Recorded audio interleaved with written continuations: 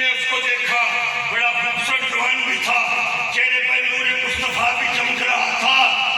اس کو اس کے پیچھے پڑ گیا۔ آخر کار اس نے اس کو بلا لیا، نوجوان تھا، اس لیے میں یہ کہتا ہوں کہ میری ملت کے نوجوانوں بھٹک جاؤ گے اگر کسی کے ہو کے نہیں ہو، خدا کی قسم کسی کے ہو جاؤ تو پھر یہ تمہیں بھٹکنے نہیں دیں، کبھی نہیں بھٹکنے۔ وہ مختصر بات،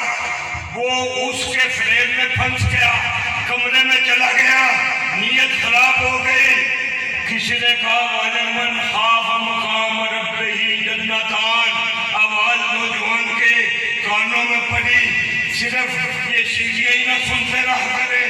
یہ نہیں کہوں گا کہ نعتیں سننا کچھ نہیں، لیکن کبھی کبھی قرآن کو بھی سن لیا کرے،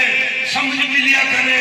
جب اس کے کانوں میں آواز آئی، اللہ فرما رہا ہے کہ جو میرے سامنے کھڑا ہونے سے ڈر گیا، میرے خوف سے ڈر گیا، اللہ اس کو 2 جنتیں عطا کرے گا۔ تھوڑا قرآن، اللہ کا قرآن۔ جب اس نے یہ سنا، اللہ کے خوف سے اس نے چیخ ماری، وہیں پہ اس کو،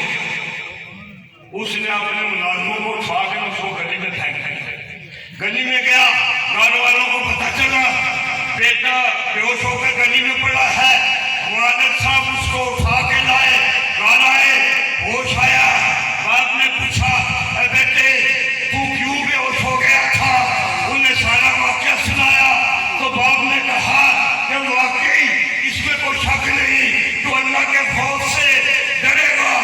اللہ اس کو 2 جنتیں عطا کرے گا۔ تو جوان اٹھا، اس نے پھر چیخ ماری، چیخ کے ساتھ اس کی روح پر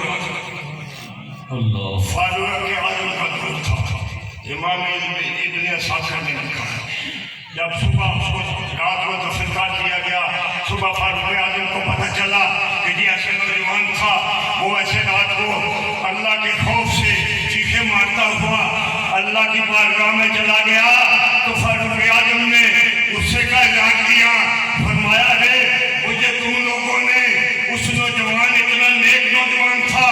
میرے مصطفیٰ کا اتنا عاشق تھا، مجھے تم نے اس کے جنازے کے لیے کیوں نہیں بلایا؟ میں خود اس کا جنازہ پڑھتا، لیکن پھر بھی فاروق اعظم اس کی قبر پہ چلے گئے، قبر پہ گئے، لوگوں نے پھر بتایا، اس کے باپ نے بتایا کہ یہ آئے